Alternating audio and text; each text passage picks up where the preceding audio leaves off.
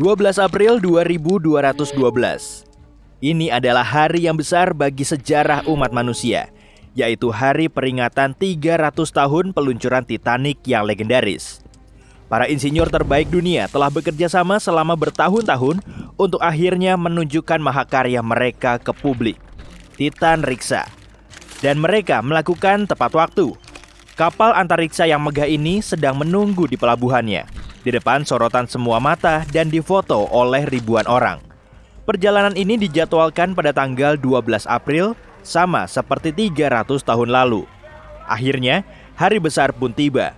Para penumpang akan menaiki kapal antariksa paling megah di seluruh dunia. Mereka menjulukinya tak tertandingi. Titan Riksa terdiri dari 12 dek, dari kelas 3 di bawah hingga kelas 1 yang paling mewah di atas, dengan pemandangan antariksa yang indah. Kapal ini tengah bersiap diluncurkan. Mesinnya dinyalakan, hitung mundur terakhir dimulai, dan Titan Riksa terbang ke langit. Tak lama, besarnya tidak lebih dari setitik biru besar di langit, kemudian menghilang. Hari pertama penerbangan berjalan sempurna. Kapal meninggalkan atmosfer bumi dalam kurang dari 1 jam, dan penumpang menikmati pemandangan indah di luar. Planet biru dan hijau dengan latar belakang kehampaan luar angkasa hitam. Kapal melambat sedikit seraya memasuki orbit. Ada terlalu banyak satelit dan sampah antariksa yang berputar-putar di sekitar bumi. Titan Riksa harus berjalan dengan hati-hati dan bermanuver di sekitar bongkahan logam yang mengambang di sekitar. Salah satunya bergerak langsung ke arah kapal, tapi kapal langsung menyalakan pendorong samping dan menyingkir tepat waktu. Bongkahan itu mengapung dengan aman. Akhirnya, kapal keluar dari zona bahaya dan masuk ke kegelapan luar angkasa. Pendorong belakang kini dinyalakan untuk menambahkan kecepatan dan bergerak menuju sisi terang bulan.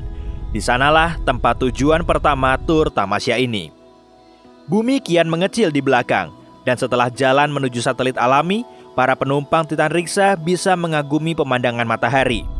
Bola besar plasma yang membara ini lebih besar dan lebih terang daripada sebelumnya di tengah kegelapan kosmik. Tiba-tiba, kapten kapal membuat pengumuman. Semua penumpang diundang ke dek promenade karena panel surya akan dibuka. Semua penumpang pergi keluar untuk melihat pemandangan itu. Panel perak hitam perlahan muncul dari tempat penyimpanannya, dan bentuk akhir Titan Riksa akhirnya terungkap. Saat energi matahari mulai mengalir ke kapal, kekuatan mesin dorong dikecilkan. Kapal antariksa ini sekarang dalam mode pengumpulan energi, agar perjalanan ke Mars hanya memakan beberapa hari. Titan Riksa perlu melakukan lompatan transit. 5 jam kemudian, pengumuman kedua menggema.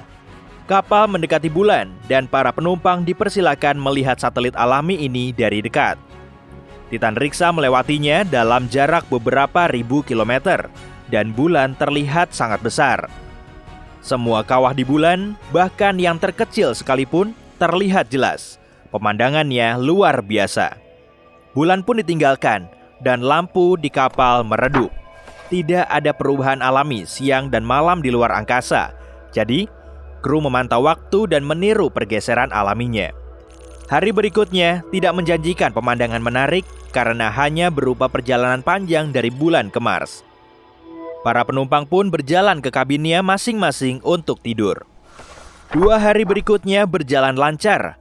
Di Geladak terdapat beragam macam hiburan bagi para tamu, dari pusat olahraga dan kolam renang hingga ruang permainan dan aula dansa. Para penumpang juga menghabiskan waktu di sekitar dek promenade untuk menikmati pemandangan antariksa yang tenang, sama sekali tanpa masalah.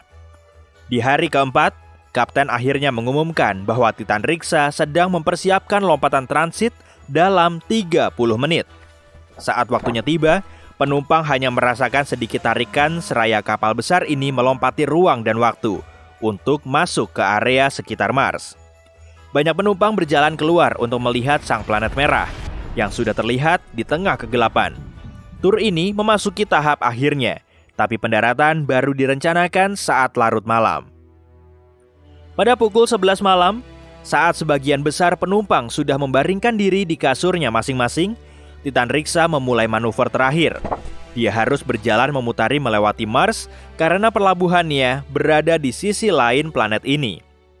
Beberapa penumpang tidak mampu tidur dan berdiri di dek promenade, melihat tanah merah perlahan-lahan melintas beberapa ribu kilometer di bawah mereka. Penerbangan hampir berakhir. Beberapa jam lagi, Titan Riksa mendarat. Kapal itu mengitari sisi terjauh Mars. Semuanya tenang, terlalu tenang. Tiba-tiba, ledakan besar menghantam Titan Riksa, membuat penumpang yang terlelap terlempar dari kasur mereka. Lampu darurat yang berkedip-kedip menyala. Semua orang bingung, tapi tidak ada pengumuman dari kapten. Dan hanya mereka yang masih berada di dek promenade kanan yang melihat kengerian di luar. Sayap kanan depan Titan Riksa patah dan terlihat mengarah ke buritan. Menekan wajah ke kaca, berusaha keras melihat lambung kapal. Para penumpang melihat luka besar di dekat hidung kapal. Titan Riksa bergetar lagi dan bongkahan logam terbang terlepas dari lubang yang menganga. Kapal dengan cepat kehilangan tekanan. Sementara itu, sayap yang patah menghantam buritan dan menyebabkan luka lain. Mekanisme di kompartemen mesin mulai hancur dan terseret keluar angkasa. Kapal berderak dan terhenti, melayang ribuan kilometer di atas Mars. Akhirnya, sang kapten mengumumkan lewat interkom bahwa Titan Riksa tanpa terduga bertabrakan dengan asteroid liar. Semua penumpang diminta pindah ke dek masing-masing untuk evakuasi. Dalam 1 jam, semua kapsul penyelamat sudah terisi dan siap dikerahkan. Tapi sekitar sepertiga penumpang masih di kapal.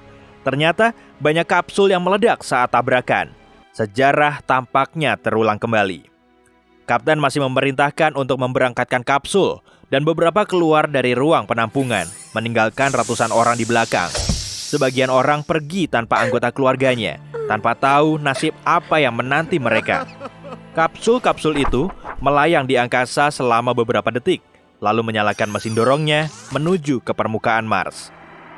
Sang kapten memberi perintah lain. Semua penumpang harus ke kabin mereka dan mengenakan pakaian bertekanan tinggi di bawah kasur mereka.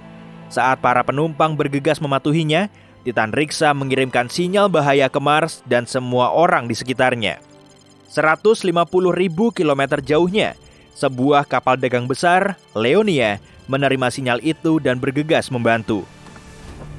Derit dan erangan di Titan Riksa menjadi semakin ricuh. Orang-orang terduduk diam di kabin mereka. Suasana di dalam kapal sangat tenang. Yang terdengar hanya suara kapal yang perlahan makin hancur. Kemudian, tiba-tiba, bunyi patahan keras bergema di seluruh Titan Riksa dan kapal itu terbelah 2. Patahan raksasa terjadi dari atas ke bawah, hampir tepat di tengah dek. Kaca bertekanan yang menutupi dek promenade pecah menjadi jutaan keping yang perlahan terbang menjauh dari kapal. Dengan dek yang tidak lagi bertekanan, orang-orang dan benda di dalamnya terlempar keluar angkasa. Untungnya, semua penumpang dan kru telah mengenakan pakaian mereka sesuai perintah. Tapi mereka hanya punya waktu sekitar 1 jam sebelum kehabisan oksigen. Orang-orang saling membantu dan mengapung bersama dan menarik yang terdampar ke kelompok mereka. Mereka hampir tidak bisa mengendalikan kemana harus mengapung. Tapi entah bagaimana, mereka masih berhasil menenangkan kekacauan. Berkerumun di ruang gelap di atas planet merah, mereka menyaksikan Titan Riksa yang megah berubah menjadi tumpukan sampah angkasa. 45 menit berlalu, oksigen menipis, dan orang-orang berusaha bernapas selambat dan setenang mungkin. Bantuan masih belum terlihat, dan mereka bersiap menghadapi kemungkinan terburuk. Tapi tak lama, salah satu dari mereka mulai melambai dan menunjuk ke suatu tempat. Ada titik terang, hampir mirip dengan bintang-bintang di kejauhan, tapi makin dekat tiap detiknya. Dan dalam 5 menit, penumpang yang lega melihat kapal antariksa melaju ke arah mereka. Leonia tiba tepat waktu untuk menyelamatkan mereka.